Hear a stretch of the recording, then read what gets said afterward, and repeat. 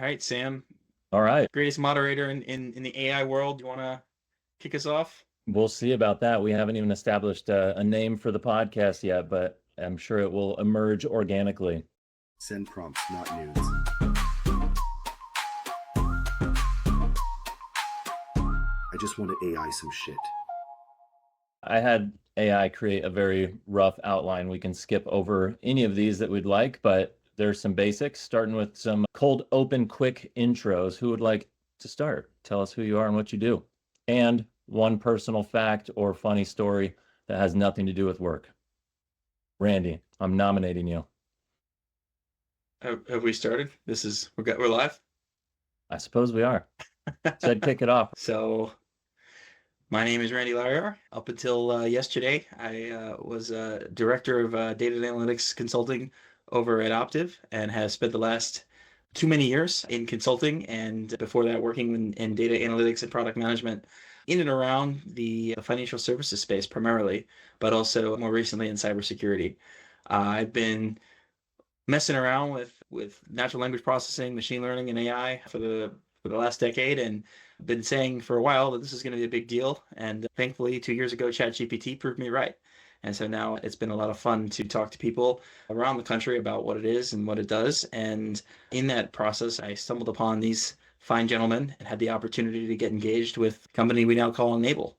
Fun fact about me is that I'm expecting a second child in February, and I'm working very hard to bring voice capability to everything we do before I have to start using both my hands for diaper changing. Awesome. Welcome to Naible full-time as a co-founder. That's pretty incredible leap right there. James, how about you? I gotta say, Randy stole my thunder with the fun fact. Hey, it's still fun for you too. You're free to share yours. We're all about new things here at Naible. My fun fact just arrived sooner than Randy's did. Yeah, so I just had my first child, boy, and if I look tired, it's because I am. But my name's James Hilbert, Chief Operating Officer at Naible. It's one of the early co-founders here. Spent most of my career in data analytics, mostly in pricing in the financial industry. I have a communication background before that, so a lot of my data analytics experience has been self-taught. I consider myself more of a problem hacker, which is why I love AI, because I get to flex my creativity and apply that to solving problems, and that's what I love doing. Naible's an awesome place, and it's the type of culture we're trying to build here, and I think we're having fun doing it and building some really cool ideas. Absolutely, which we will talk about later, some of our cool ideas after we get through all the intros. I'll go next because, John, I'd like you to give us a bit of the origin story about Naible following me. But my name is Sam Bischof. I'm the Director of Marketing for Naible and the newest member of Naible, I suppose, from the foundation of it. Stoked to be here. It's been incredible. I've learned a lot from everybody already. My background's in digital marketing and media production. I run a camera, I produce media for brands, and I've worked in digital marketing on and off throughout the years. I'm a bit of a floater. I just do my own thing and explore new topics and new ventures and see where they take me. Fun fact or fun detail about me, I was once in a band, and we were doing an album release party at a local club here, and our promoter told us they had booked somebody as our opening act that was traveling in a little van down from Denver. Cool band. We had a great night. Show went beautifully. The opening band was great, and it turns out that was the Lumineers right before they went to South by Southwest and blew up the following year. So that was a cool little adventure for me back in the day. I've since hung up that rock star towel, but still play regularly. Sam, thank you for coming to join us to do to us what you did to the Lumineers. Yeah, I'm going to blow you guys up. That's the plan. I played in a band too. We should, if you're ever in Missouri. I was going to say, we're going to start. Yeah, we got to get an Naible band put together, whoever wants to join. John, you're up, the main man himself. Tell us who you are, fun fact, and then give us a brief origin story on Naible and how you ended up here. So, yeah, John Petty, CEO, founder of Naible. I have been at this for coming up on 16 months. I don't know, a little bit over a year. Originally, it was Magi, actually, for those that have been around long enough, more of a think tank, more oriented towards giving folks who had an opportunity, didn't have an opportunity to mess around with a lot of the AI in corporate environment or enterprise. So my background is mostly spending time in either government or corporate enterprises, building organizations such as insider threat or data protection, running agents worldwide, different things like that. But a lot of the fear mongering, I'll say, with generative AI early on, that it's going to steal all your data and oh my God, you can't let it touch anything in your enterprise because it's going to just take it all, was one of the reasons why we created Magi. Originally, I wasn't really thinking that would become like what Enable is today. I was more of just, I was connected to the right people who put me in the right place and offered us a lot of infrastructure and things that we couldn't get access to even at the companies I was at. So through that, it put us in a really awesome spot to see Copilot before it was Copilot, and be in the studio before it was Copilot Studio, and also be part of like building the AI studio and building the security elements within the AI studio. And when I like realized behind the curtain what was being built or being part of being built, I think me and James were just like, why are we not doing this? Was really what it came down to. It was just like, oh my God. We had several, I won't even call them customers, but like close friends or associates that like we're giving tools to or we're building stuff for, and they're just like, what in the hell is this? And at the time we thought GPTs were cool. And now I don't think I built a GPT in, I don't even know, 6 months, unless somebody directly asked me to. Yeah. But the biggest push in my mind was really, I saw one, a lot of misinformation, and then two, a lack of understanding. And through that, it wasn't enough to just talk to people. It was like, how do we show them or make things more accessible to them? Not just from an educational standpoint, but from an AI standpoint. It's one thing if you are a decent prompt hacker. It's a totally different thing if you're an expert prompt. I'll call it prompt hacking, because if you're really good, that's what you're doing. You're not just prompting the AI. You're getting it to do things it wasn't designed to do. And when you move into that space, you end up seeing the real capabilities of what not just one LLM can do, but what happens when you start stringing 50 of them together and you start orchestrating those 50 to think and process and create data and to simulate data and to interact and communicate, and all these really organic things that all the data scientists were saying can't be done and shouldn't be done. And it's not designed for that for years and years. And me and James were stringing these things together very early on through like manual interaction before we even knew how to do some of it through code. And we're like, but trying to show people screens, do you see? Now I'm really excited because we're about ready to push out our first product and really get to where we get to actually get customer feedback at a larger scale and start to develop the product more oriented towards those customers that we want to serve, and be on that to the democratization journey with people who don't know how to prompt, don't want to learn how to prompt, but they do understand that there's power behind what AI can provide them. Yeah. Oh, sorry. I was just gonna add to that. That was really, John, as we were going through that process, that was one of the biggest epiphanies was, man, like how much you can really get out of it, how much value you can really get out of using the new generative AI that's coming out. But that realization of you really have to be getting deep into it and thinking through it and problem hacking it, right? Which a lot of folks don't have enough time to do. And so that sort of led us on this journey to like, hey, how do we really simplify this? How do we get the same value for people that we've figured out how to get in a much simpler way that it's not going to take people months of banging your head against the keyboard to try to figure out how to get the thing to cooperate. So I just wanted to add to that because that was another really sort of a aha moment, at least for me, when we were going through that in the early days. Yeah, I think that sums it up really well from a slightly outsider's perspective, me coming in later than all of you guys and getting exposed to your level of technical knowledge. And I was coming in from more of a, I see the writing on the wall. I want to understand it deeply. My background's not deeply technical, but when I came here, it's like I start talking to John and James and Randy, and we can build anything. What do you want to do? What should we do? How do we build it? And now it's focusing all of that insane knowledge down into a deliverable way that we can help other people have access to this same level of tools and efficiency with AI by simplifying it, which leads into our product. But before we do that, John, you never told us a fun fact about yourself. Oh, but there's so many. Fun fact about myself. Let's see. I am a cancer survivor. I had no idea.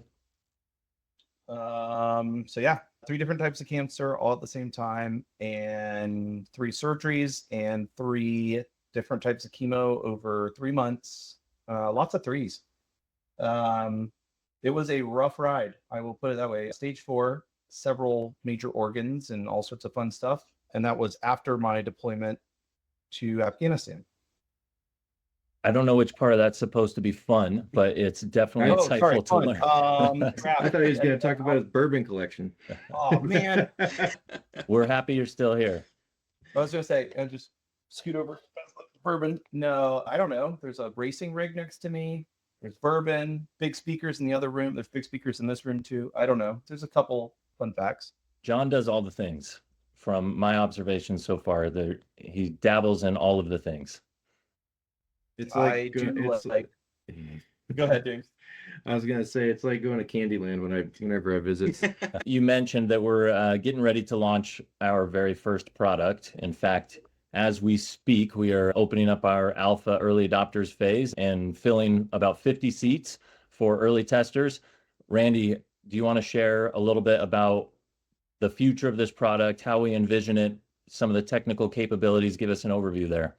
Yeah. So as you might imagine, over the years, John, James, myself, and the team, we've built so many tools and so many things that have been useful for us individually or our friends and people we work with.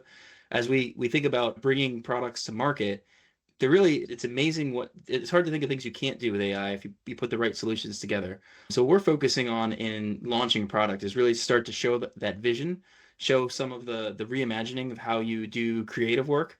And a lot of our early customers have been focused on writing, coding, designing, things that you get the sense from a bunch of different apps or different kind of marketing materials that come out from big tech companies that this capability is out there, but it still feels a bit inaccessible. So we're going to make it accessible. Our first 50 users, we're going to give you ability to play with some of those toys. We want to understand what's working, what's not, because I think a lot of it is on the interface, right? And on how do we make this a valuable experience? How do we make sure that all the power tools we have are plugged in the right way to deliver the value for you to really start to see, once you see the potential of AI and how generative AI can be applied across so many different problems, it's very hard to stop thinking about it. It's very hard to stop to imagine going back to work in any other way. I think we all came to that realization, and that's why we're here. And we want to share some of that with people. And so this product that we're going to launch, Enable Nexus, and these first users are going to help us steer that direction to communicate that story about transformation, creativity, and human potential. And we're going to have some fun along the way. Well said. And this question's open to anyone, but how would you describe that? I guess our product differentiates from other AI tools. Of course, we're all in the space. We see new tools being launched literally every hour at this point. There's versions of new AIs just rewrapped and repackaged and resold. What are we doing to differentiate ourselves there? I think that the fun stuff is yet to come. I'll put it that way. There's definitely a lot we're not going to release out the gate, and the differentiator may come later. But right now, the goal is to create a community-driven feature list of these things and use them to prioritize. I think, Randy, you said it very well, but we're close to probably like 350 different projects at this point that are generative AI based, that all are unique in their own way, problem they solve or a thing they do. And when you start to combine some of those things, they get really powerful, especially as we start talking about agentic structure. So for getting to what is the UVP, I think the UVP is going to be the people that we put in the community and the way that those people help shape how we build this around that community. I might also add too, we all come from security and risk backgrounds. We have intimate understanding of what's at stake when you take people's data. Many applications that are out there are a land grab, right? Big tech companies that are putting out capability because they want you to stay on their platform and do different things. So I think our philosophy is a little bit different. Our focus is definitely more on the community, on the people, and transformation, and making sure that we're building tools that have that at the center rather than bolting it on at the end. Yeah, there's a bit of consolidation happening there too, right? Where part of the problem in the market is just dozens and dozens of tools that all serve different functions and solve different problems.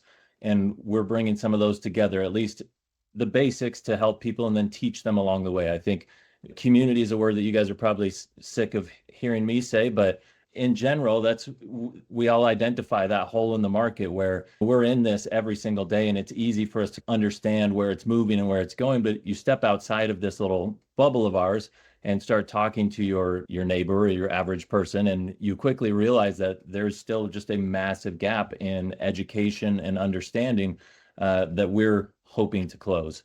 James, anything to add to that? Yeah, I can just go back to the simplify AI. I think our immediate mission is to get away from that blank chat box with the blinking cursor and trying to figure out, all right, I'm trying to do something. How do I get from A to Z? And give you a head start and get us closer to value off the bat. And then I would say, and maybe this, John, you can keep me honest here, but I'd say our future vision is that builds itself, right? That these things are dynamic to you as a user, and we pretty much want to, our sort of vision is that we are moving into an ecosystem that's truly adaptable, dynamic, and personalized. And I think that's where the fun stuff, I think, is coming. Yeah. I think, James, the other thing that you've been really instrumental in driving is that we are an AI native company, right? Coming into this, understanding what's possible, we are building, and James, in your operations role, you're leading so much of the capability so that we get the same benefit, that we're trying to do things in ways that are empowered. Not to put you on the spot, but I think there's a lot of stuff that you've been building recently and that is on the roadmap is going to make our lives a lot more fun, and looking forward to sharing that with our clients too. Yeah, I literally, anytime I'm doing something, I'm thinking about how can I do this with AI? Whether it's, hey, we need to get some ideas for social media posts, or we need to do analysis on what our forecasting is for finances, or how do we make faster decisions as a company? We're small, we got to be lean, we got to move fast. And how do we do that? Well, AI for decisions, James. Didn't you read the manual? No. I checked with ChatGPT. It said it's okay now. Oh, that's right. Only if you pay $200. Yeah. That's actually a perfect segue into just discussing some recent AI news and some of the rapid movement that takes place in the space.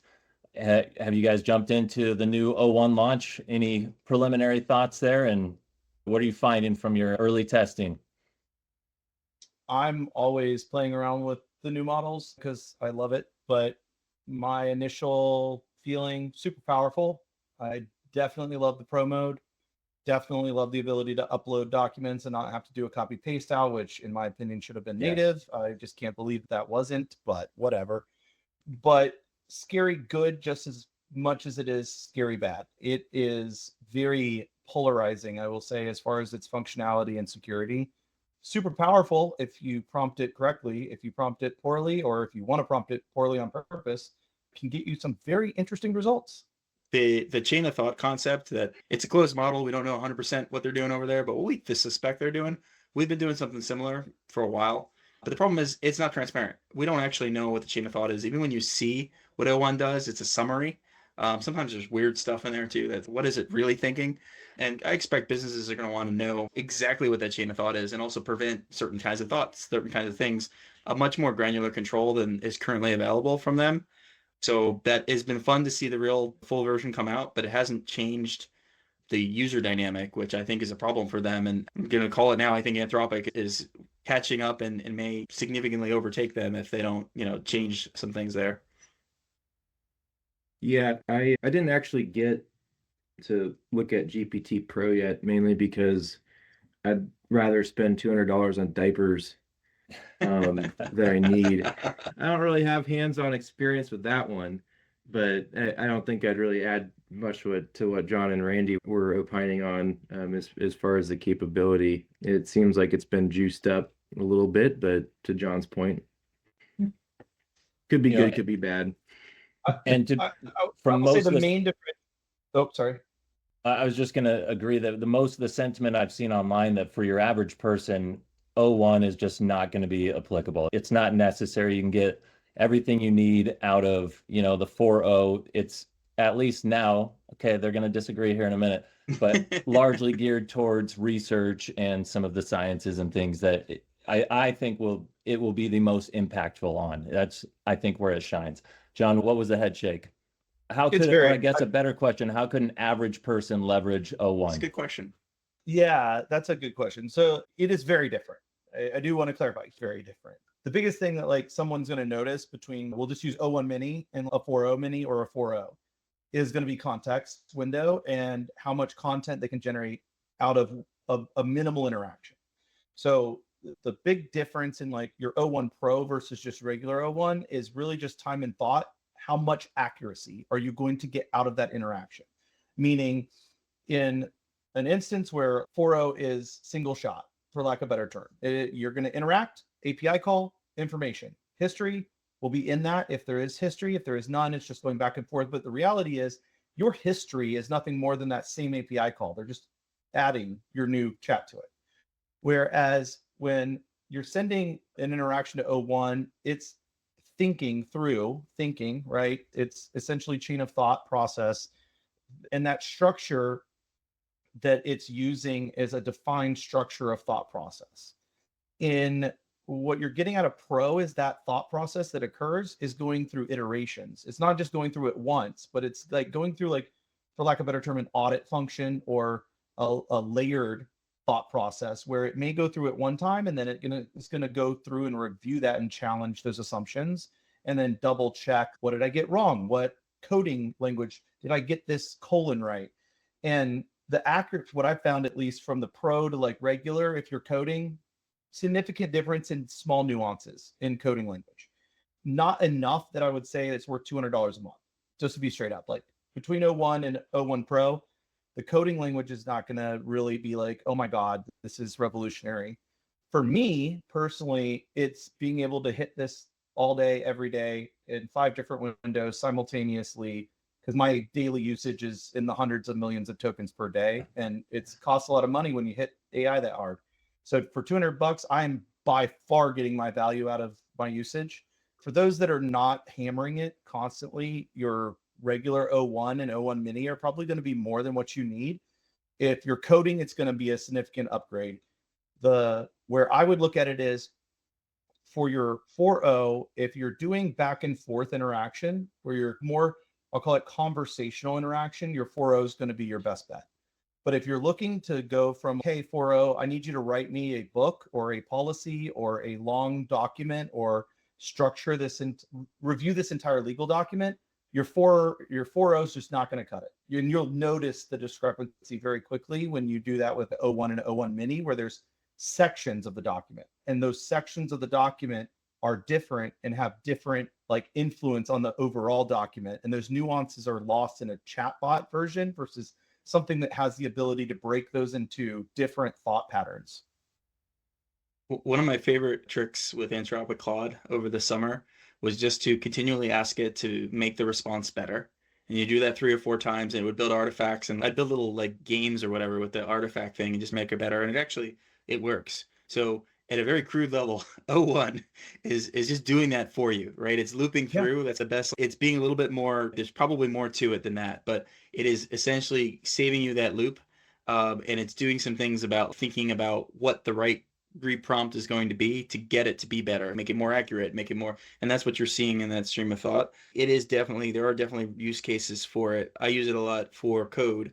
I take anything and basically feed it to O1 and say, answer a question about a bunch of independent files or things that may be all over the place in this context I've given, and put it together in a way that I have an answer that comes out. And O1 blows other models out of the water for that type of thing. but depending then what I'm trying to do, it may not be the right tool. Yeah, I think ultimately within our community, we'd love to build out guides that kind of teach you, here's the best use cases for some of these models as they progress. So it's a little bit easier to determine when you should head to 4.0 or Anthropic Claude or O1. Speaking of Anthropic, Randy, I think you and I are the only ones that I hear around here mentioning regular use of Claude. John, James, you guys ever use Claude? Do you have any commentary to add there, distinguishing between the two? I switch to something else whenever I'm using it in my coding projects. You switch from Claude to something else? Yeah, I think one important thing too is, and we're dancing around it and talking about it, is all these models have a little bit different way of interacting with them, right? If like Randy and John said it, if you're doing coding, solving complex problems, 4.0 or sorry, O1, that's your thing, right? That's gonna outperform. If you're being conversational, going back more thinking through things, chain of thought type of style, then your 4.0 is going to be a little bit better, and Claude's going to be better at accelerated other things, right? So it's all how they were trained and how the model weightings are in the background. But they, from a practical perspective, you really got to dig in and experience these things and figure out what works. And yeah, Sam, like you're saying, I think that's one thing we want to help educate or guide or make easier, more available for folks is where do I go for what? And I think that can help accelerate. Yeah, I think $4 billion from Amazon could also help accelerate Claude Sure. slightly too. We'll take it if they don't want it. Yeah, send some over this way. It's not just about their interaction. I think there's a lot understated on the system prompts. Like when we're talking about prompt hacking, like what you're really doing is you're overwriting the system prompt from Anthropic or OpenAI. Like you are crushing what they want you to do or bypassing it or doing something in such a manner that the model is either overwhelmed, it doesn't understand, so it loses like continuity or like these different techniques mainly to stop their system prompt from being the thing that influences the output. And for those that like directly interact with the API, you get that experience and it's way easier to understand how much those system prompts are really messing with the AI. What's really funny is to look at some of the systems and tools that these guys have designed. They don't even know how to use themselves, or I would say not at the proficiency level that like really starts to do some fun stuff that like when you can get into that, I would say very root level of access to the AI and start to influence it to do things but it absolutely was not designed to do. It gets really fun. And it's really interesting to see things like simulations where it was not designed for simulations, but because of the way it works and the way you can make it work, you can start to get it to actually create massive amounts of data, very close to real data that exists in the real world, and run these really close and accurate simulations. One of my favorite moments was sitting at a major, very big insurance company with their board and their C-suite. And I ran a simulation on a data loss event in front of them live with one of our generative AI called Uncertainty. And it was $1 million off their estimate. They paid a firm to come in and do it for them. And you can imagine the amount of zeros that came after that firm. And I would just did it at the table sitting in front of them.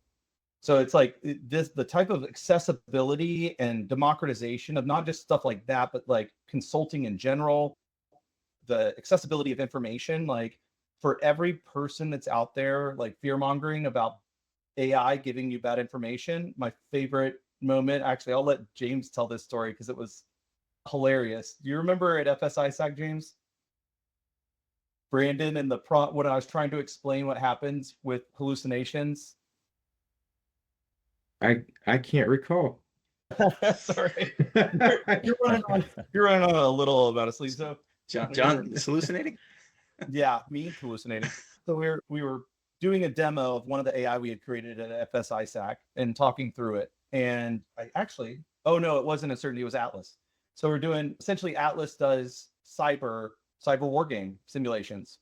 And we had some executives that were like playing around with it and having a blast, like wargaming, which is like a very expensive thing also per pop. And as we were going through, that was one of the topics that came up. And one of our coworkers at the time was like, hey, how do I make sure my AI doesn't do that? And I was like, what did you prompt it? And he flipped it around. I looked at the prompt and I was like, oh, that's your problem right there. And it was like, to me, it was like glaring, like what it was. So all he did was change one word, and what came out was perfect. Like he was extremely happy with the content. And he was like, wait a second, you're telling me that like hallucinations are bad prompting? And it was this oh shit moment where everybody in the room's Yeah. I remember. I remember now. Yeah, it was that's the really interesting part about it too. Is at the end of the day, we can make these things do incredible things, but they are predictive models, and they're turning your words into a series of numbers. It's almost like a forecast, right? And then they return the numbers back and turn it into something you can read. But yeah, he used the word example, right?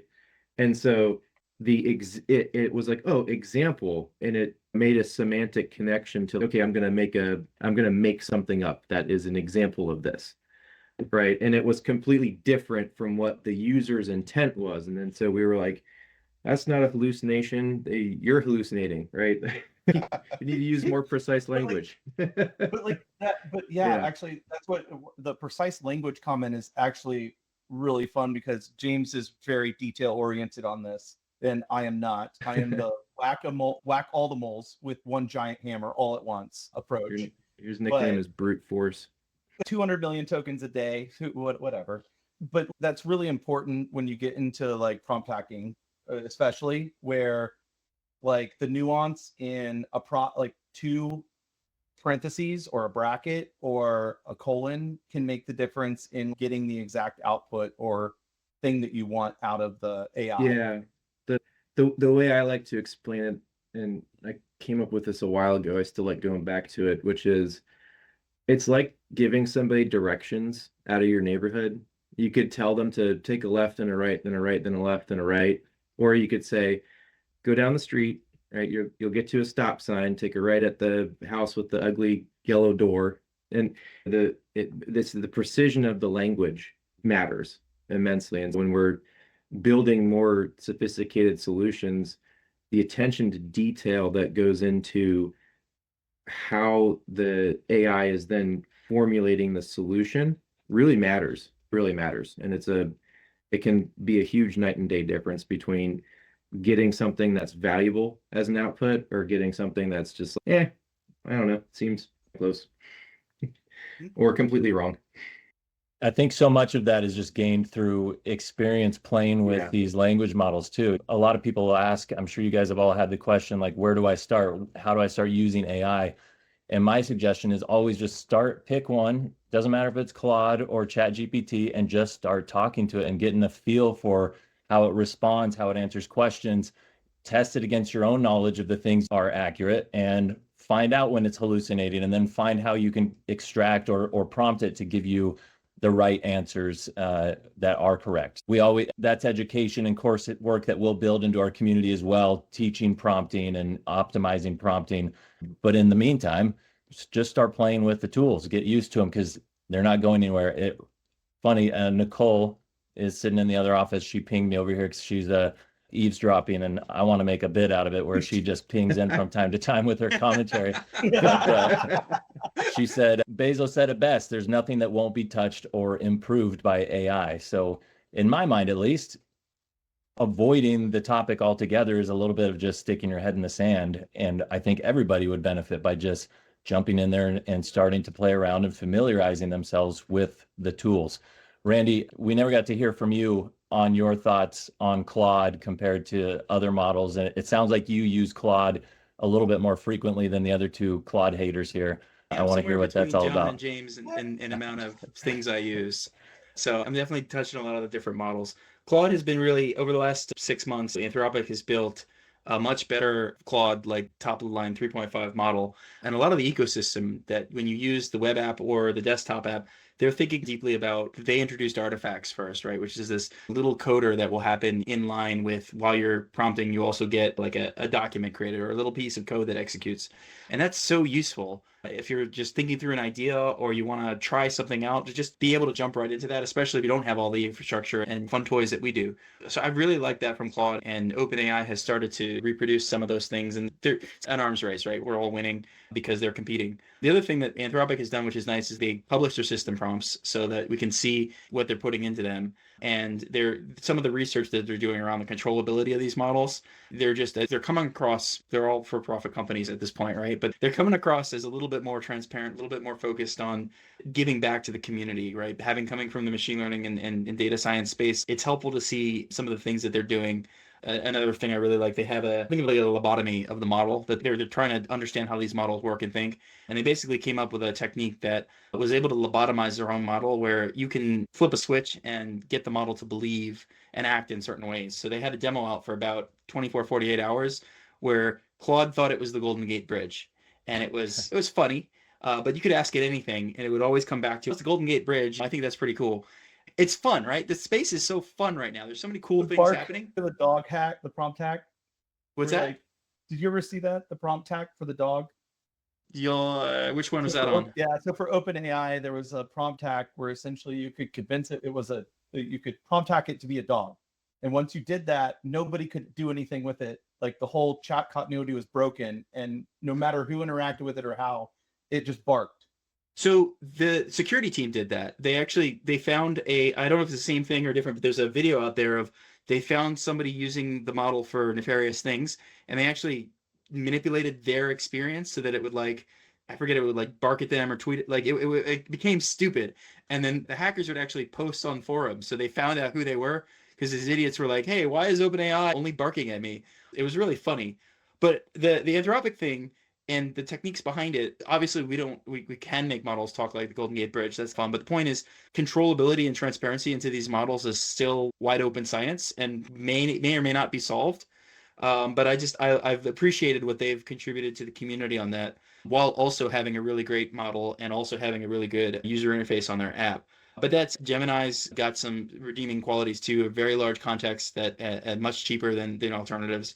And the Llama ecosystem and like the whole tons and tons of open source models, that's actually the other thing to realize, that whatever you think about these companies, it's coming, and it's not necessarily coming from where you think it's coming from, because these models are everywhere. Some of them are small enough to fit on a Raspberry Pi. The impact that this has to society as this kind of gets to scale and then gets to be adopted by any kind of information work process it's like printing press level change. We haven't really, even I think the four of us haven't really fully put our head around what the future looks like. And it's exciting, it's terrifying, and it's something that, like, it is a big change that we're only in the beginning parts of. So and I'm only saying this because I saw John drop it in chat, but can we? That was No. I'm sorry. I knew as soon as I dropped it, I was like, shit. All right. We have a top I don't secret care. project. I don't care. That's Never a mind. Sam version. But the thing I was going to say, James, the model, like, we should not go down the rabbit hole of open source models, but that should be its own podcast, because oh man, Okay. you want to talk about like open Never and mind. worm, Sam, like me and James could go down the open source like rabbit hole for an entire It was always hour. every time I like talk to like people about AI, and they're like, "Oh yeah, you have a half hour, you have an hour and a half." They're like, are you gonna have enough time? Is that too much time?" I'm like, guys, we could go all freaking day if you let us. 100%. Yeah, maybe a segment for another show entirely to dive into all the craziness of open source. But from a higher level, Randy, what you were saying there, leading into the future, the implications of the rapid development of AI and what that means, that's my absolute fascination. When I first stumbled into the world of AI, it was totally not intentional. And for me, at least, I quickly connected these dots of, wait, we're automating the need for human input. Like, we're taking that portion away, and it's increasing very quickly, and it's closing gaps, and it's connecting different domains together that before were not interconnected. And that part just absolutely blows my mind. But I would love to hear from you guys what your outlook is in the near to semi-near future, call it 1 to 5 years, what that looks like. Are we going to hit AGI? What is that going to do to society? How does that work? What's everyone's thoughts there? Because I think there is probably a lot of fear. And like you said, Randy, regardless of what you think of some of these companies, is open source the great equalizer that allows the technology of AI to be democratized and spread to the general population, or are there still roadblocks along the way? Yeah, for me personally, I'm a pretty pragmatic sort of person, and I don't like speculating a lot on things. So the whole AGI thing, I don't know. All I can tell you from my experience and from what I see is there's never going to be another thing that I do, at least from a work perspective, that doesn't involve AI. So I'm telling you, John and I both hitting my token limit every day. There's nothing I do anymore that I'm not using AI with that's not helping me out and accelerating me. And man, it really, and I use the word accelerate because it really has. The amount of stuff that we have accomplished in such a short amount of time is mind-boggling. It's just mind-boggling. It really is. So I in the future, man, it will be integrated and be used as part of your business as usual processes for sure. Yeah. You won't touch anything digital that does not have an AI component that is either built it, interacted with it, is natively built within it, or that you're there to interact with it. Like, it will be one of those four things at any given time, all the time in the next 2 years, guaranteed. Yep. And maybe even faster at the speed in which coding is moving into AI. And you can look at where coders are headed. You can look at where the agent systems are headed, but not to get ahead on our product stuff. But if we're doing it and we understand that you can go from, I have an idea, put a sentence in, to infrastructure, front end, middleware, application, and literally onboard a user in less than 24 hours, if you so choose, the world of dev is in for a very interesting awakening. And I think that's probably the area that's the most transparent. But now, if you start to cascade that through time and think about when dev can move at that speed, Sam, I think about the icon, or what was it, badge creator? Yeah. You were thinking we would make badges. And I was like, nope, we're just going to build an application that makes badges. Let's break that down real quick, because that was an enlightening process for me too, because I don't ever tout myself as a designer really, but I know how to design a bunch of things just through my past experience. And so the badges are a gamification aspect that we plan to add to the community to reward people for completing certain things within the community. And the very first one was this pioneer badge for being one of 50 alpha testers. So in my mind, I'm like, okay, I better open up Adobe Illustrator and find some examples of work that I want to model and start replicating. John's mind, which I'm still learning this process, instead of creating them with AI, he creates an app that creates badges with AI. So you're 2 layers technically deep there that for your average person, you're not gonna think, maybe you'll go to an image generation app and hope that it spits out something nice. But instead, John's like, we'll just build the app that creates the badges. And within 30 minutes, there's 3D models of badges that are rotating around and have adjustable effects in real time. And it's really, truly mind-blowing what you can do with AI right now. I've learned how to get John to do something, and that's tell him he can't do it. Or suggest that we pay for a pre-existing service to solve a solution. That's right. Another one. No, we'll just build it. If you tell him it's not possible, he'll prove you wrong. We'll talk about the psychological, deep-rooted scarring effects of that later. But like you bring up a really good point, though. Carlana, I believe. Did I say that right? Not sure what you're saying. I think it's Carlana. Carlana. Okay. Big. What is it? Klarna. Klarna. Klarna. The fintech Klarna. Yes. So I think this was a big poke in the eye of every major SaaS company everywhere. Mm-hmm. Like right out the gate, we're talking about a major corporation. It's not small anymore. They are a startup. They're not small. significant amount of funding. If they want to go buy an application, it's an enterprise application, they will go buy it. They have the wherewithal, the money, the financial ability to do. And they are not only not doing that, they are eliminating contracts with the public announcement that they are replacing it with generative AI. Like Salesforce and Workday, not like run of the mills either. Yeah, like every single major software producer should, one, just like butt should pucker a little bit. But hey, let's be real. You want an authenticity. This is all about authenticity. But that is a world-changing moment. That is going to upset the status quo of not just software development industries and SaaS companies and tech companies, but now we're talking about VARs and consulting, and there's a ripple effect through the economy that a moment like that is about to have. And yes, we are barely scratching the surface, but the reality is, you just said it, Sam. Don't talk about going and buying a product, because like, I can build it, and yeah, okay, so it doesn't take me 24 hours or 30 minutes. It takes me 2 days. Like, it's absolutely mind-blowing. That's where my mind jumps to, the implications of that and how many shortcuts you're creating in the traditional process, right? For any creative work, for any production work, development work, that timeline has just been massively compressed, and the implications of that just ripple outward through industry, enterprise, personal life, and everything else. Randy, we never got to hear from you on your thoughts the next 1 to 5 years and how you're approaching that. I'm generally, I think, closer to James's approach, where I like to see the actual data and the trends, but the Klarna thing is a huge wake-up call. The number of other big news stories over the last 2 years, especially, there's a reason that NVIDIA's stock has ripped, and there's trillions of dollars being poured in. Every board and C-level executive at a major company is thinking about how do they change their cost structure, essentially. And it feels like in tech, especially, there's already been a preemptive cut of headcount, anticipating some of those gains even before they're real. But I think that if we take the longer view of human history, the concept of a corporation or enterprise is a relatively recent development. Like, for most of the time while we were at least having some form of commerce, we had guilds, right? We had journeymen and we had small local things. And I don't think we go all the way back to that. But it definitely is a mind shift when you no longer have to be reliant on a Salesforce for your CRM or one of a handful of vendors.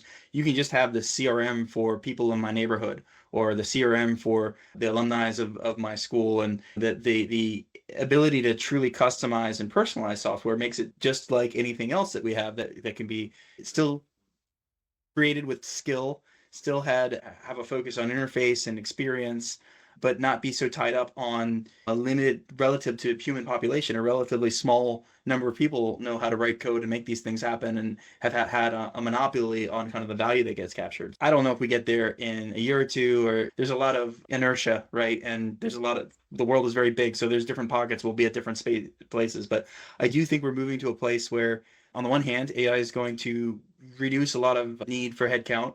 On the other hand, there will be other things where I think there's a tremendous uptick in the opportunity for people who want to be creating software to be doing it in this new way, and for people who want to get into having more teachers for students, right? Having more nurses for patients, right? Because if some of the things that you have to do in those roles that are so time consuming, right? If that can be made easier with AI, where you're just really focusing on the human component, it really just changes, again, how we think about society and what it means to work and serve other people. And I don't know, we're not going to get there in the next year or two, but I've got a 5-year-old and a minus 3-month-old, and 18 years from here now, and James and my kids are graduating school. It's going to be wildly different, and it's just exciting to be part of it. Absolutely. Well, I think we've been rattling on for close to an hour now. We should sum it all up and give people an expectation of what's to come. We've talked about Nexus. We've talked about our desire to build community around that. And really our goal is to just close those gaps, make it more accessible, like we've talked about, to the average person, help people be educated and trained on the best practices with AI. Anything else burning in your guys' minds?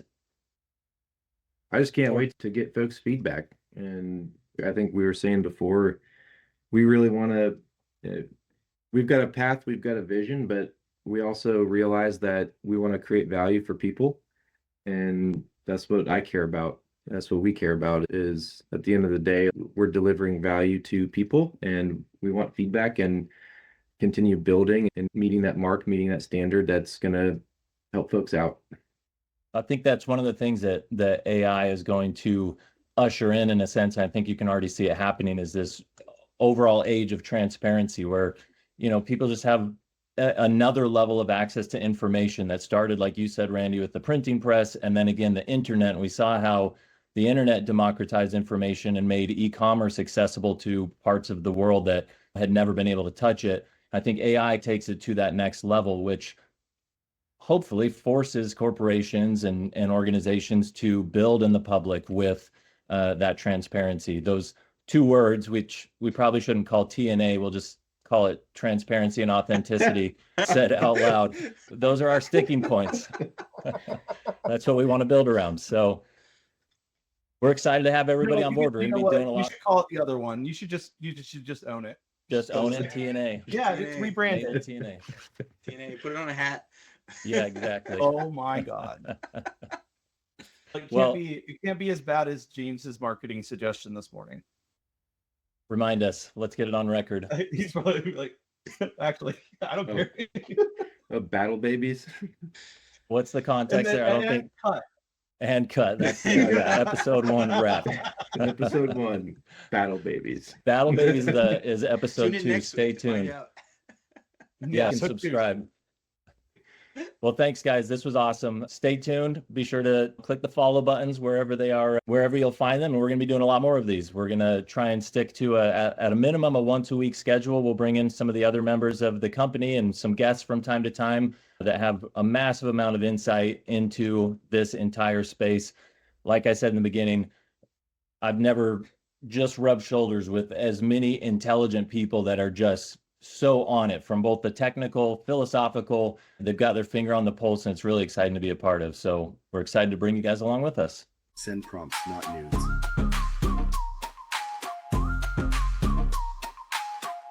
I just want to AI some shit.